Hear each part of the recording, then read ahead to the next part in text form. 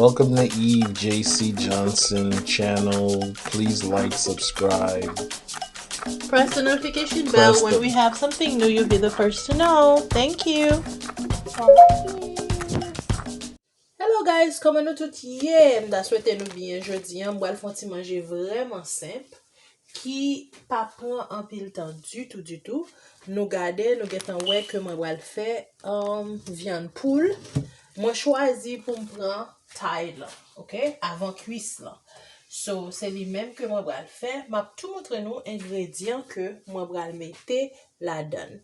Pendant ap gade, nou kawe nou gen zonyon, nou gen seleri, nou gen piment douce, nou gen brocoli, nou gen karot, nou gen poireau, nou gen citron, nou gen pomme de terre, et aussi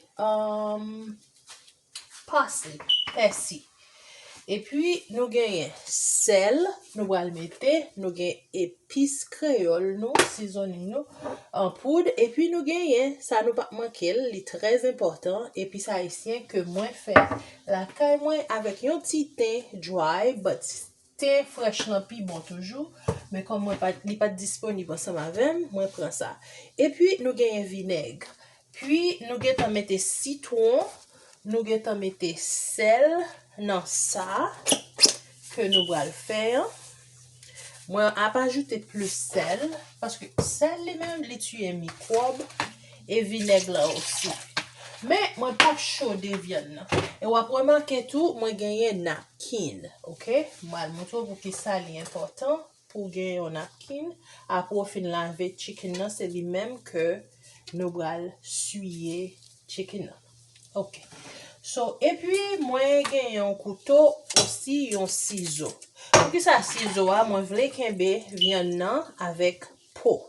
Mais, moi, pas voulais trop peau, ok? Moi, je voulais juste assez peau qui couvre. Ma retirer partie, ma mettre au sachet. Là, pour me mettre reste peau que je voulais, pour me jeter. Ma retirer tout côté bien plume, non façon. La bon pour moi parce que moi pas besoin à nettoyer parce que je ne vais pas anyway. Donc le système que j'utilise je vais séparer ça que je fin clipper, OK? So, mais que j'aime couper. So, regardez, moi couper exactement côté pas gain extra viande. Ou doit retirer, choisir pour retirer extra fat yo si vous voulez. Mais ça, moi besoin tout ça qui dans chicken qui pour bailler sauce langou pour qui dit que pour graisse là tout ça ka bailler viande goût. Après ça, je vais retirer un peu là-dedans pas tout. Et puis après ça, moi ka mettre c'est ça moi le faire pour tout. OK? So c'est ça que je vais faire pour tout. Je vais juste retirer extra skin yo. Et puis, je vais quitter exactement enough pour me couvrir viande. Parce que moi, j'ai besoin pour non pour. Je vais retirer un peu de graisse, mais pas tout. Non, vous pas besoin de saisir pour dire, oh, il n'est pas chaud de viande, non, et puis il pas retirer peau, il pas retirer graisse. Ne t'en fais pas. C'est jamais le faire pas non. Les cartes différents avec polon, soit elle nécessaire même pour retirer popoyo ou qu'elle doit retirer moi-même c'est comme ça me voulais faire parce que au bras pour que ça me quitter pour après. Ouais, il me retirer extra poyo parce que l'huile là lui même qui sorti dans viande là, quand viande là fin cuite, li monter en lait. So on peut toujours prendre une cuillère quelconque et puis ou retirer extra fat qui en lait ou bien l'huile qui en lait bagay là. So c'est ça que je vais faire pour tout, pas besoin de montrer nous every single one, map speed li a little bit.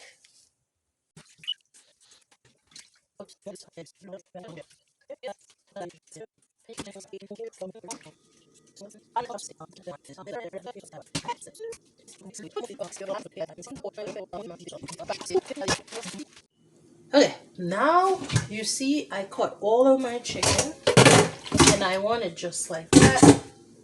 And then I'm gonna just add some salt, more salt. Don't worry about how much salt I'm putting. It's just to kill more germs and whatever they put to preserve that chicken. I want to wash it that way. So what I'm gonna do right now is basically rubbing my lime. Okay, I'm rubbing it. I'm cleaning my chicken. Okay, I am cleaning my chicken. Okay, put good lime.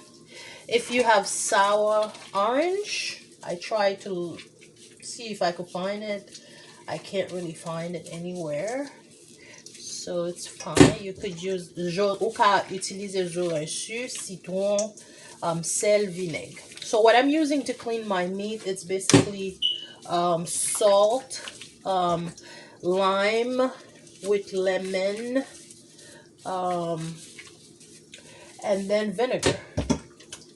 But if you have something that calls sour orange, you can also use to clean your chicken.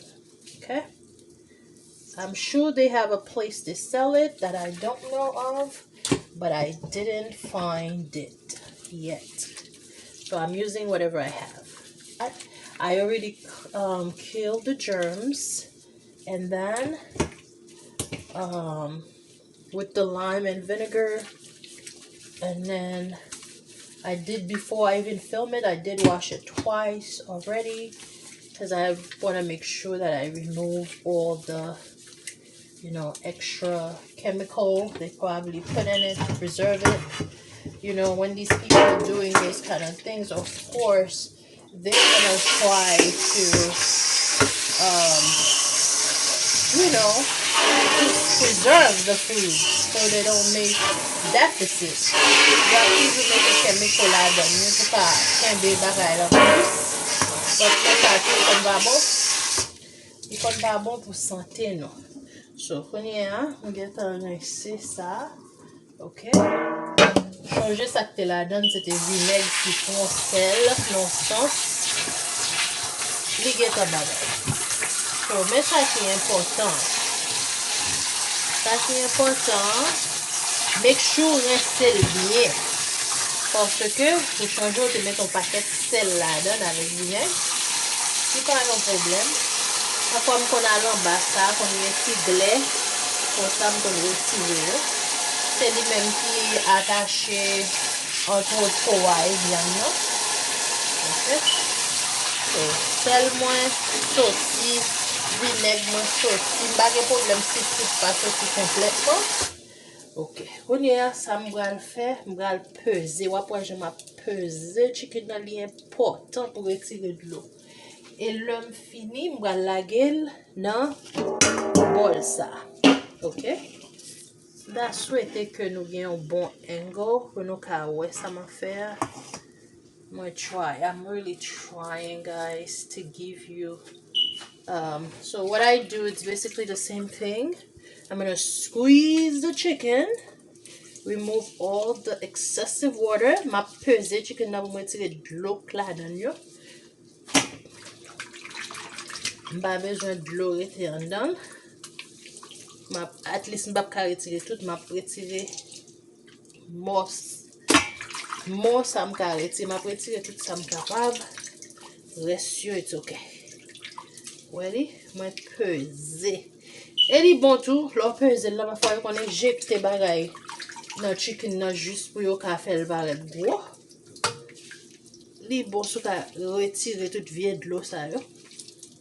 Mwen kon pil nan nou men ap di, a pa wap retire vitamine vyan nan. Nou a bezwen inquiéter nou. Chicken nan toujou bon. Ok? So nou retire tout petit de l'eau. Nou peze l. E yon nan wè ki pon lò peze vyan nan. Non seulement you do a little workout. And ou fon ti exercice ame ou. Et deuxièmement, l'on vient mettre épices entre la donne directement, sans que de l'eau li pas diluted. Sans que épice là pas perdu strength, li pas perdu goût li. Right? Moi peser. Moi peser. Quand vous c'est là à laver rad Haïti ou à mettre sous sous sous ligne et comme ça moi peser, OK? So kounye an, gen san wè ke mwen fin lave chicken mwen ki te vreman fasil. OK? Kounye an, mwen te deja pran epis haïtien mwen te deja metel nan bol. OK? Mwen deja mette epis haïtien. OK? So la pretan chicken mwen. So kounye an, sou ap gade malgré que mwen tordel whatever, mwen prijel, toujou gen de l'eau. Ouais? Toujou gen de l'eau kap soti de chicken. Kounye an mwen pran 2 napkin paper towel. Li pa nesesè, but mwen just fel. Pou mwen retire plus de l'eau toujou. OK? So now, mwen la gel nan epis la. Konya m'a vire li, c'est comme ça m'bral faire. M'bral la purger yo, retirer, voilà, mettez li comme ça. Moi prends li, même j'en m't'a tordé là. Ça fait m'pas tordé avant parce que m't'a pas gaspiller trop napkin. So m'ton les lontijan séché et puis konya m'a pesel nan napkin nan la permettre pour retirer extra de l'eau qui la donne là. C'est comme ça ou ka genye yon intense chicken, like low flavor a entrer, la contre tout nan zo. Ou pas besoin prendre pile temps pour mariner parce que moi pas prendre temps pour mariner chicken ça, moi va quickly right away. OK? Moi va quickly right away. OK. Voilà. Et puis qui ça nous fait encore? Nous fait ça. Nous tordé bien tordé. Et trust me, ouais. Ou à penser ma fait li pas nécessaire garder de l'eau cap sorti là dedans sous ka ouais. Garder de l'eau. Still bien de l'eau.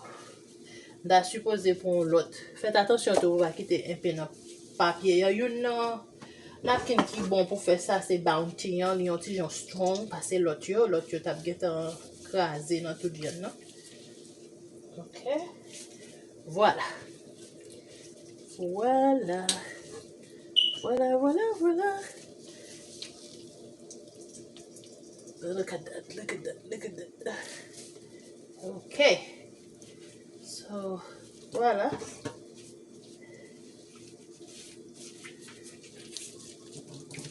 Voilà. Ouais. Plein de l'eau toujours. Ok, voilà. De toute façon, on va pas retirer tout, mais on va retirer majorité de l'eau. Hein. On va retirer maximum, non? Même si on va retirer tout. Ok. Voilà. Ou que doit pas faire, ou que doit skip li, moi-même pour moi-même, moi ouais, il y a une différence. Spécialement quand les pas gagné assez de temps. Ouais. On va gagner assez de temps pour quitter le tremper, tout ça. So, many. Ok, mais chicken nan konye, hein. Moi, sou ka wèl pi bien. Ok. Ou ka prendre cuillère ou mélanger. Moi-même, les mariner viande, m'utiliser même. Parce que avec même, moi senti que moi contrôler si j'en ai pi bien. Voilà. This is what I'm doing. I'm using my hand to marinate it with the Haitian season. I think I do have a Haitian homemade season or spice. My channel at J.C. Johnson. You can check it out. And guys, please remember to share, subscribe if you're not subscribing yet. And press the notification. Please leave a comment. Tell me, dim ki sa nou pense de video. Tell me whatever you want to tell me. As long we respectful to each other. It's so funny. I just started to use like TikTok, and I posted something today by mistake, and it's not really by mistake, but the music. So my husband was telling me like, Evelyn, did you check to see what you post? I'm like, yeah, I know. Oh my god, the music was, there's so much profanity in it. It's so not me, guys. And I was like, oh my god, let me just like put that down. I can't believe I post that. It's so funny. My generations and the young generations, it's kind of like, we do things differently. So anyway, you see, this is it. This is a chicken you could cook right now. I'm telling you, this is like so delicious. Now the delicious, like pour manger là bon, for your food to be delicious, it's how you season it. Really, there's no magic to it. If you don't have a good season, your food is not gonna be good. Okay, so if the food is, si épice là pas bon, manger pas bon, faut épice là bon. Okay, so all of that, I'm using my finger in a way to stab the meat a little. Okay, so the meat, and I love chicken thigh because I know most of you like maybe breasts and stuff like that. I think chicken thighs have so much flavor in it, so I just love it. Use a knife, okay, guys? Don't be like me. So you can use a fork or a knife to do this. Okay, if you gonna cook something right away, you don't have time, you can use that technique. I'm telling you, you don't have to wait forever to wait for that thing to, you know taste good, because some people have to do overnight or whatever. Like this technique, right away, my friend, your things are ready. Okay, let me wash my hands and wash dishes so we could continue. Remove this away from the soap. I'm gonna wash my glove too because I'm using the same glove. Yeah, one thing I like to do when I'm cooking, I clean as I go because I feel like it makes my head big if I don't do that. Right? Like it's like too many things. I kind of feel like overwhelmed. So it's best to get everything out of the way.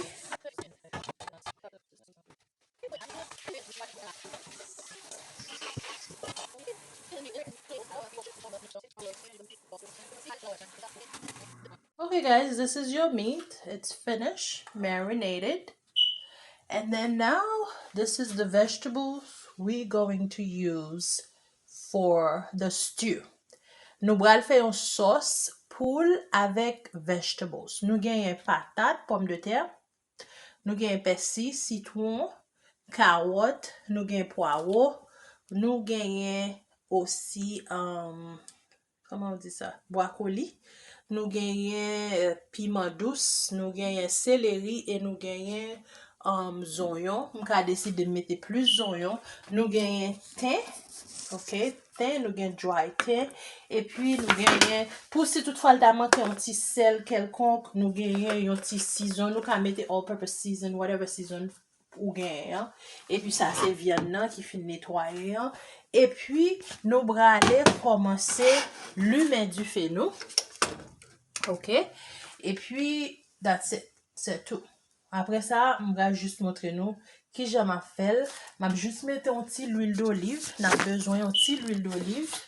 Ok, je ne vais pas même mettre en pile même. Je vais seulement mettre pour le pas coller parce que ça c'est pas un chaud qui non-stick. Je vais juste ajouter un petit l'huile légèrement. Ok, voilà, comme 2 cuillères comme ça. Et puis, ou spread it. But même à chercher un bagage, même à just prendre pomme de terre, spread it with. You don't have to use the potatoes. I'm just being lazy. So there you go. I think I should use the back because it's larger. Let me use it instead. So this is it. This is your meat, okay? And we're gonna just add it and then let them take color. Ma montre nous comment on va le faire. Très très très simple. Very simple. Okay? So this is your meat and I'm waiting for the pot to get hot, okay? Je pense que li chaud assez. I think it's hot enough. I'm gonna put face down the skin part. Mette kote ki gen poa en bas. Okay?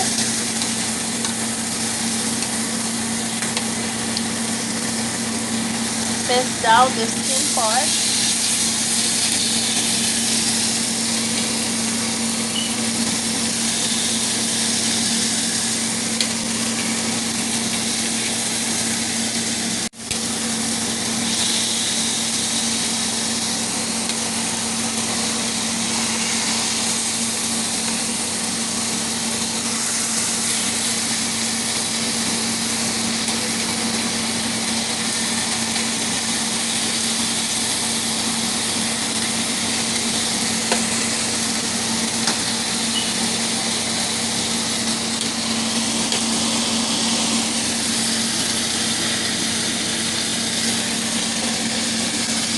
Oh, si nou te la pou nou te wè koman ke manje sa senti bon.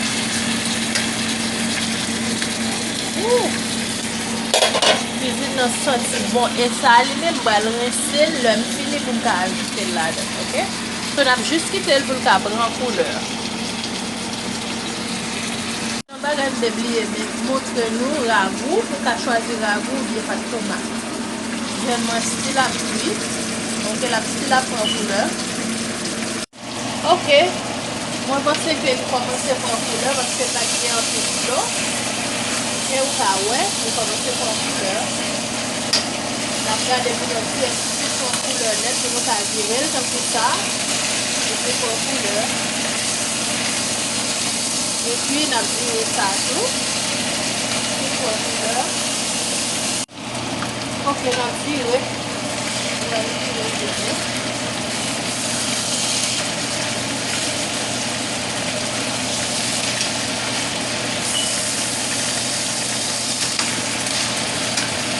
Ça fait cette skin-là. Ça ajoute flavor. Là. Automatiquement, on vient de faire ça. Et bien, on va ajouter l'autre ingrédient. Je vais juste ajouter sauce tomate. La donne. Ok? Ok. Now, on finit ajouter. M'ajouter about half. Parce que il va strong. Et qui, si c'est un marinade, on va mettre less. Alors, c'est ça. Pour nous, on va quitter viande cuite pendant ce temps la prend couleur. Pendant la prend couleur là, on va tout ajouter un petit extra persil avec thym.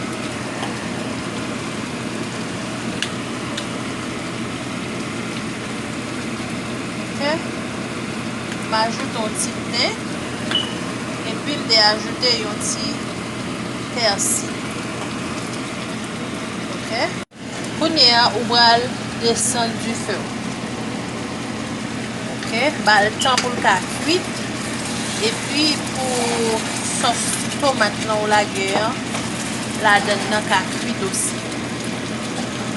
Je vais ajouter un petit de l'eau. Non, même ça me fait épice, non? Je vais ajouter. Ok? N'a quitté le cuit. N'a quitté le cuit. Bal vague. L'huile fini, nous allons ajouter ingrédients ça yo après. Ok? Pour qu'on nous quitter le fin cuit d'abord. Je vais mettre carotte là avant avec pomme de terre là. Ok? Si vous mettez le kounia trop, il y a crasé.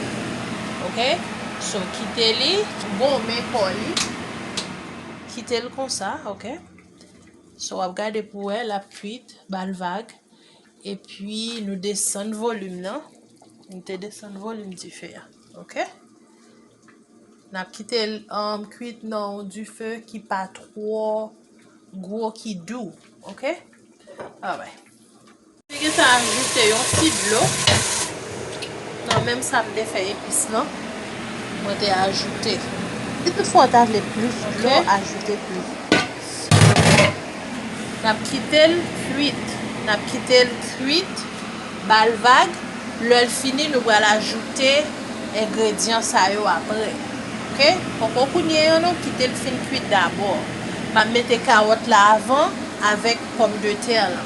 OK? So mettez le kounya trop bien crasé. OK? So quittez-les. Apologize, I'm running out of time, so I'm gonna cheat a little bit. I am doing my quinoa in the microwave. Yes, I put the little seasoning. Cooking my quinoa in the microwave. I know I'm cheating, but hey, sometimes you gotta do what you gotta do. My chicken is cooking, and then soon I'm gonna add my vegetables. You could also bake your vegetables separately if you want them to be more vibrant. So now, as I look at it, I'm gonna start putting my potatoes. Okay, I'm just gonna drop my potatoes. Let the steam cook it. Remember, I don't want a lot of gravy, okay. But if you do, my grandmother, I remember, she used to always have potato on a gravy. Don't ask me why. I guess it's like, make it, I don't know. I guess she loved potatoes. I don't know if your parents used to do that. I don't think they do that anymore. But yeah. So I dropped everything I want to. Other stuff, and I'm gonna drop some of celery. Yo, ma mette un peu la dani. Et moi gagne parti qui nan brocoli yo qui ont ti jan red yo. Ma plage yo kounye. Ok. Reste lan, kou map tout fait sauce la map just like l'autre ingrédient. Ok. So m still rete et m getan ajouter. Ok. Ok. So kite l kit. Noa li men, mwen di se la microwave map kit li. Ou ka wè li komanse kuit. Mwen l'oblige kuit an du riz à part parce que mwen konen gen mwen di bak manje. So, ça m'a fait, mwen bral ajoute yon ti l'huile la dan. Malheureusement, téléphone moi te vin perdu charge et mwen te gen yon zanmi. Mes amou, mwen désolé, mwen te gon moun ki vin kote m la, mwen ta post moun nan. Unfortunately, nou pa getan wè tout pati an, mwen seulement montre nou le mwen mette lan plat. Ou ka kite la avec plus ragout ou bien ou ka kite l kon sa. Okay, so yes, we done. We have the quinoa and it was delicious. I love everything. And you couldn't even tell that I cooked the quinoa in the microwave because it was really delicious. I did add some vegetables to it, like carrots and onions and parsley, things like that. So yeah, it was really delicious, and I'm glad to show you a little bit of it, even though I didn't show you everything. I apologize for that once again, and I'll see you next time. Thank you for watching. Please subscribe, like, and I'll see you next time. Bye.